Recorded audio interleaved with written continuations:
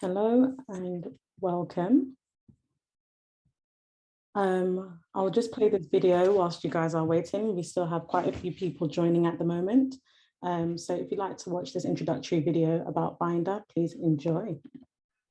Whether you're rebranding, launching a digital transformation initiative, increasing operational efficiency, or simply trying to keep the marketing machine humming along smoothly, the challenge is always the same. Do more with less and do it better. But no matter your objective, Bynder provides solutions to scale with the content demands of brands that want to make an impact, helping you to stay compliant, consistent, and best of all, creative. With Bynder, you can accelerate content creation, collaborate better, organize and reuse your content, stay on brand, go to market quickly, and increase operational efficiency. Leading brands choose us because we are the DAM platform that marketers love to use. We're known for providing the best UX, which makes DAM adoption easy, so you can unlock the full value of your content and marketing programs. Our in-house expertise ensures that onboarding, rollout, and adoption is as effortless as possible for you, while our support team offers 24/7 assistance across the globe. We're the most scalable and secure DAM out there.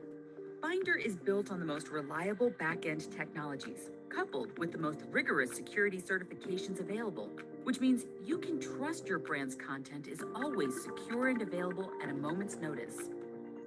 We provide out-of-the-box integrations with other systems in your tech stack, as well as a powerful API to ensure seamless interoperability, so you can create a digital ecosystem that supports your marketing goals. We are Bynder. We enable teams to collaborate in the cloud, keep up with the growing demand for content, and get the right assets to the people and systems that need them.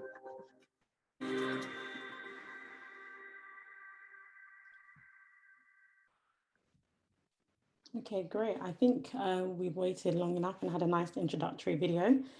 So welcome to our Made for Celebrate Great CX session, building a customer function at Bynder. My name is LaShawn Newell Stevenson, and I'm the admissions manager here at Made for, and I'll also be a moderator for today. It's great to see you all today. I see some of you have your cameras on. I hope to see a few more faces. So if you could switch on your cameras, that would be great. Because we'd like to engage with you guys as much as possible. And also, please can you note that we are recording this session. So any of the questions you ask throughout the session will also be used as a part of our social media. So just want to let you know that. And you can also watch this back via our YouTube channel and share it with fellow CX enthusiasts if you care to after this session. So I will pass it on to our guest speaker for today, who is Grace Sherman, Director of Customer Experience at Bynder, and she will talk to you about the business triggers for developing CX as its own functional area. So Grace, you can take the floor. Great, thank you so much, LaShawn. Hi everyone and welcome. I'm Grace Sherman. I lead Customer Experience at Bynder. We are the global leader in digital asset management solutions, or DAM. We're a B2B SaaS provider and work primarily with marketing teams, but really facilitate the use of creative content across organizations. So lots of stakeholders in the mix. I have a background in education. I taught at both the classroom level in France and Brooklyn, New York, and then led district initiatives for the city of New York. So you may ask yourself what business a former special education teacher has in building a customer experience function at a SaaS scale up. It's a valid question. In the classroom, I really had to know and understand my students and their unique needs in order to be effective. I had to figure out how to translate material to all of the different learning styles and strengths. And ensuring those positive student and then school experiences was really at the heart of that work. So I carried that service mindset and creativity with me as I transitioned to Bynder, and learning the tech was the easy part. So in my time at Bynder, I've worked across virtually every functional area over the last 5.5 years or so. I started as a project manager, leading our enterprise implementations, worked directly with customers. And that's where I really started to understand what our customers needed to be successful and how we could think about our processes and how we were structured to best support those customers. From there, I led our customer onboarding team and then a strategic projects function. And there I helped bring new partnerships to market, optimized programs for scale, and launched new customer programs across the organization. That was really a cross-functional role that required working with a lot of different stakeholders and really understanding how the organization fit together and how all of the pieces fit. I like to wear a lot of hats, which has served me well in the transition to CX. And last year, I started to identify a core problem in the business. So as we grew and the number of channels, touch points, customers grew, our approach was pretty siloed. So if we wanted to make sure that our customers were having a consistent experience, we had to get more aligned. That said, alignment is easier said than done. So even though we had shared organizational goals, the details and the execution really mattered. So some of the channels that we had were pretty well established: our customer training webinars, product launch communications. And those existing programs met objectives for the individual teams, but there was really an opportunity to unify those and build on those existing touch points to maximize value for the customer. So all of that brought me here today. So today I'll walk you through how I went building the customer experience function at Bynder. I'll walk you through the signals from the business that highlighted the need, what it looks like today, some initial results, and then some learnings along this journey that might be helpful for you if you're looking to do something similar. We'll also have some time at the end for questions, so feel free to pop those in the chat. So why CX and why now? Good question. It all for Bynder really boiled down to growth. So we had really ambitious goals and a growing team with increased specialization. So internally, we were doing more and more. We were adding more programs, serving more customers, but had pretty limited mechanisms for making sure that all of those pieces were in lockstep. So as we shifted from a really scrappy startup, everybody doing everything, to a more mature scale up, our ways of working had to mature too. So to distill this slide down, the key signals from the business that we needed to look at CX as its own area were, number one, the need to scale operations. So previous slide, please, LaShawn. The need to scale operations. So because we had additional communication channels, an increase in the number of products we were bringing to market, increased specialization, more teams, more people, more specific messaging, we really needed to look at our processes as well. And the second big one was customer feedback. So customers were asking more from us, and they wanted to know more from each other as well. So projects kept coming up that didn't have a clear owner because they were so cross-functional. So launching a new in-app messaging tool was a great example of this. For the business, the opportunity was huge. So everybody wanted in: marketing, customer success, of course, product. But something like that, you can imagine, has a huge impact on customers. And there's a really significant brand risk and experience risk if we're all operating independently and operating in silos and the customer doesn't have a unified experience. So more and more examples like that were coming up where execution or outcomes sat within an individual team, but the strategy and alignment with the business goals had to be centralized. So that was really my aha moment. So going on to the next slide, one of the first ways that I socialized the need for a dedicated CX function was to get all of that on paper. So to orient you to this rather colorful slide here, we have different buckets of work on the left-hand side, the high-level goals for the business across the bottom. Each color is a different team who is leading the work, and then each initiative or program has its own bubble in the middle. So just visually at first glance, without understanding Bynder deeply, you can see the issue. There's a lot of people, there's a lot of work, and the impact to customers is huge. So this was my first attempt at outlining that current state. So that's all the areas that were owned or managed by a single team, but really did impact the entire customer base. So I shared this with internal stakeholders and started to work pretty closely with a variety of teams to build out a CX proposal because I wanted to make sure that the role and the function and how I was characterizing it was mutually beneficial. So it's not to serve me, it's really to serve the customer, which serves the business. So in those meetings, I highlighted both risk and opportunity. So a lot of the initial conversations were centered around scale, operational efficiency, reducing risk if we have a poor customer experience. But over time, the conversation expanded really to include opportunities as well. So we have a huge opportunity to drive growth in the business and drive better customer outcomes. There were a few key wins that we had at the time as well.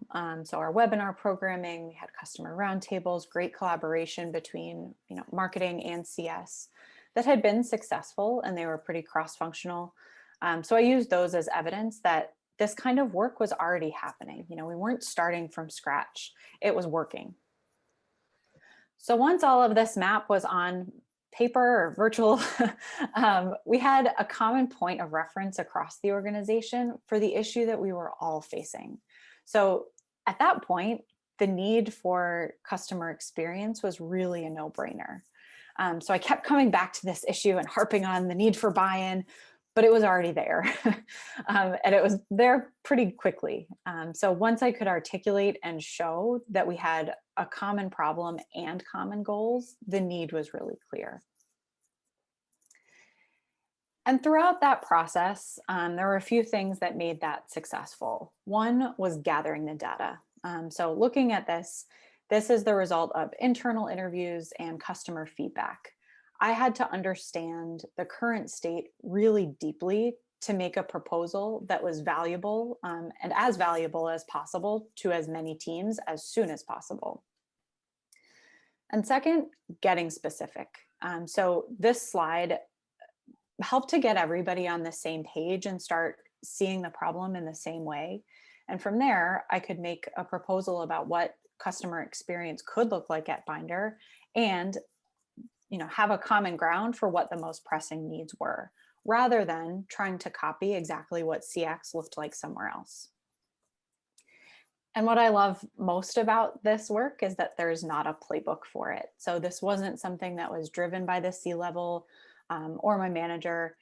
With my experience and exposure to the business, I had a unique perspective and I could understand the problem really deeply, but also identify workable solutions.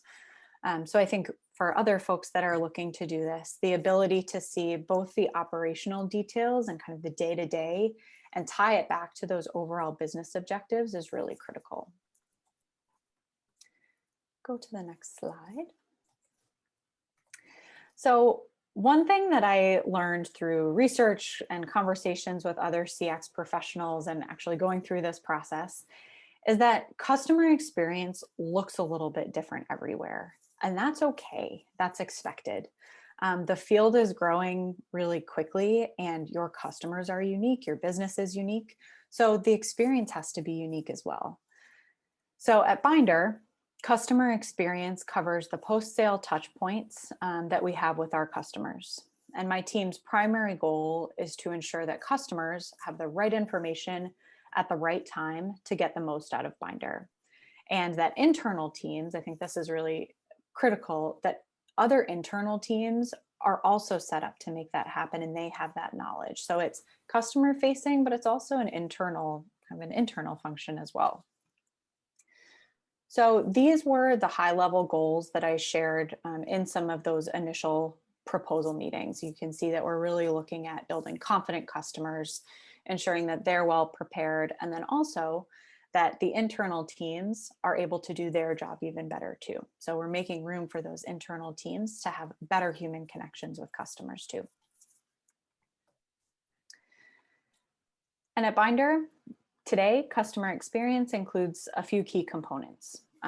One is understanding the overall customer journey.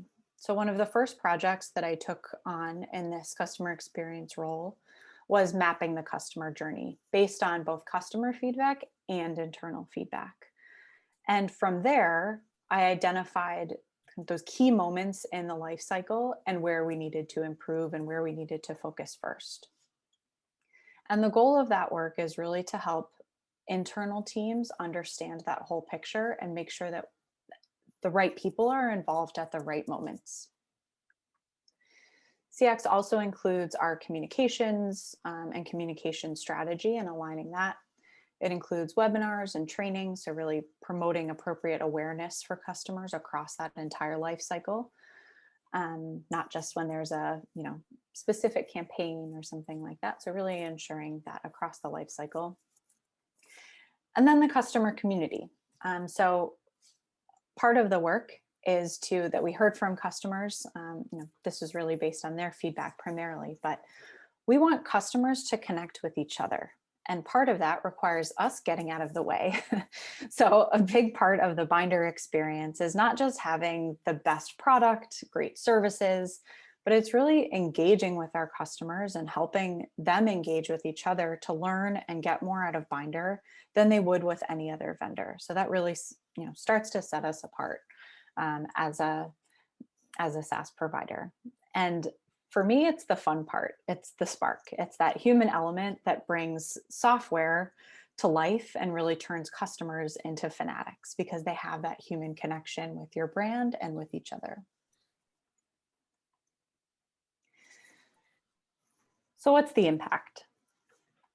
With our webinar programming, we've been able to increase both engagement and marketing qualified leads. So to do that, we looked at where customers were already engaged, got them where they were, and with close alignment between marketing and CS, we were able to use marketing expertise and the existing infrastructure to capture and capitalize on that interest. So ultimately, we were able to both add value to customers because they were already engaging with our content and start to make a financial impact on the business. So in 2020, we saw almost a 400% increase in engagement. And from there, we were able to start engaging with customers around, what else they wanted to see, what else about our products that we were sharing were they interested in learning more about. So those are those hot leads that are mentioned there. And then a couple of other deliverables are really setting the stage for future growth. So consolidating the customer communications process. So instead of having every individual team own what goes out to customers that's related to their functional area, we have a centralized intake and approval process and then delegated execution. So that makes communications consistent right off the bat, and we don't slow down our time to market and our execution. And then the customer journey map, like I mentioned. And speaking to the organizational buy-in and that C-level buy-in, we've gotten budget approval to launch more community programs, expand some existing programs, and get some new folks on board to support the team as we grow into community initiatives. So a couple key learnings. Timing is really critical. So any sales rep will tell you that the pain has to be severe enough for somebody to make a move. So some of these ideas came up years ago, but the timing just wasn't right. So it was only when the need to scale, the risk to not taking action, when those two things outweighed the resources required to do this work, that's when we needed to look at this as its own functional area. Second, customer experience means something a little bit different everywhere. So figure out what it means at your organization. It may be marketing, it may be support, it may be mapping, the customer's digital experience. But starting somewhere is a lot better than trying to do everything all at once. So I would love to have a full-fledged voice of the customer program, automated support offerings, and a team of 10 leading our community work, but we're just not there yet. So start where you are. And then CX is really the reflection of shared goals. So it's necessarily cross-functional. It may sit within one team, but customer experience is a part of every team across the organization if you're doing things right. And finally, fail fast. So rather than waiting for all of the resources to be there and everything to be perfect, identify what you can do with the resources that you do have. So pilot programs or projects and see what works and build on that. Because you're probably already doing a lot of this work. So make sure that you're sharing those learnings and sharing those ideas with others. And with that, thank you for your time. And I'd love to answer some questions. And feel free to reach out on LinkedIn. Thank you very much, Grace. I see that we have got some questions in the chat. We will enter our Q&A session, and I just want to remind everybody that this is our final session, so we are happy to end it with you, Grace. So thank you very much Great. for doing this for Made For. It's been a great session. Thanks, guys. So I guess I see Agnes has posted a couple of questions. Why is your customer experience including only post-sales touch points, and what is the reason for this decision? Yeah, good question. And that's, I think, where Bynder is probably a little bit different than what customer experience might look like elsewhere. One reason for that was that that's what we knew we could control and what was in scope for the team that we had, the resources that we had at the time. So we, ideally, of course, customer experiences from, the point they learn about the brand and that initial awareness all the way through to when they're an existing customer. But we weren't in a place to think about it that way quite yet. So, we have other teams that were really robust and really mature in some of their demand gen processes and what that marketing funnel looked like. So we wanted to focus on something that we could make a bigger impact sooner on. Okay. See, there's more questions coming in, which is great. We have a question from Stefan, who says, what were your biggest learnings from failing fast? Yeah. Just because it's a good idea doesn't mean it's going to work. So I think that's where the execution is really important. So we have piloted office hours. We've piloted some peer-to-peer sessions, and attendance was not super high. So we were expecting, oh, of course our customers are going to want to come. They're going to want to connect with each other. But attendance wasn't, we didn't get great attendance. So what we learned from that was that the customers that did come were really engaged. So we want to replicate that and want to continue that, but that we might need to look at different ways of publicizing those sessions, or make sure that we're reaching customers in the right way in order to really engage them. Yeah, I think everybody that's kind of done a startup knows exactly how you feel about that. We also have a question from Simon, who asked, what is the trickiest point of the journey that you're most proud of improving? Did I say that right? What's the trickiest point of the journey you're most proud of improving? Yeah, good question. So it's not one point in the journey, but I think it really reflects kind of that end-to-end journey that we needed to get a handle on. And the first thing that comes to mind there is that customer communication process. So we had a number of different mechanisms for internal teams to be able to reach customers. And for the business, we had to make sure that those were really aligned and that messages weren't going out that were, that contradicted each other or something like that. So that was one thing that we kind of addressed right away. And one of the first projects was to look at, what does that intake process look like? How do we make sure that the requests are prioritized and aligned, and then leaving the execution to the teams that do need to execute once they've gone through that intake process. Okay, I think the theme of failing fast is what's kind of piqued everybody's interest. Question, what was the biggest pushback internally that you encountered during your journey? Yeah. So like I mentioned, the idea and the need for CX, there wasn't a lot of pushback. So once we said, all right, we need to be aligned across the organization, it's hard for somebody to argue with being aligned and delivering a better experience. So I think the devil's in the details there. So once it got down to specific projects or specific tasks and who owned what parts of that, that's the work that's been a work in progress and something that we've been, continue to work on.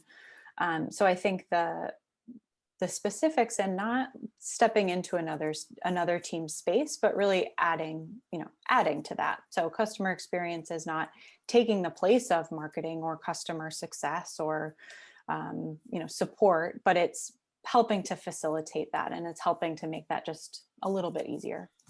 That's it. I think enhancing is the nicest word. Yeah, that's a great word to describe it. Right? Yeah. Also, what are the top 2 success metrics that you're tracking or would love to track?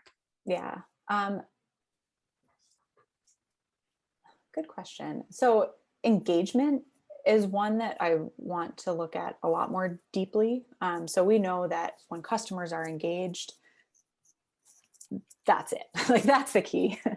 So figuring out across these programs how to really meaningfully capture engagement is a big one. And then satisfaction and NPS. We're looking at return on investment and making sure that these customers renew, and really making sure that they are satisfied. NPS is the metric that we use now. Like I mentioned, in my dream world, that expands to a full voice of the customer program, where we can capture that a lot more deeply and nuanced. But to start, those are the 2. Okay. And also, do you have a separate customer success function? Yep, we do. So CX at Bynder sits within customer success, but the customer success management and our customer success managers are a discrete functional area. Okay. And Agnes also says it's interesting that you have customer training as a part of your CX. Could you please elaborate on that? Yeah. So training was actually where it started for us, and looking at training as a function of scale. So our webinar programming, it started, and this is one example that kind of started as the operational need and expanded into the growth opportunity. So the operational need was we were delivering trainings one-on-one, huge resource lift. It wasn't working for our customers because that was the only time that they could get the information that they needed. So from an experience perspective, we wanted to provide more information at more times that was more accessible to more customers. So that was kind of what started it all. And then from there, we were able to see, okay, we need to look at more programs like this where it serves that operational goal, but that's also where customers are engaged and where we know we're adding more value in the experience. Okay, seems like you were made for aligned on several things and training people around customer experience. I guess we're going to wrap it up there. I'm going to launch a quick poll just to see how you guys felt about today's session, and just remind you guys that we will be coming back with our autumn series in September. So please look out for some future names. And also, can we please give a final round of applause to Grace, because you've done such a great job today. And we thank you for being our final speaker for this summer series. And we hope that we'll see you again, introducing another section of your customer experience function. Thanks, Grace. Thanks so much for your time, everyone.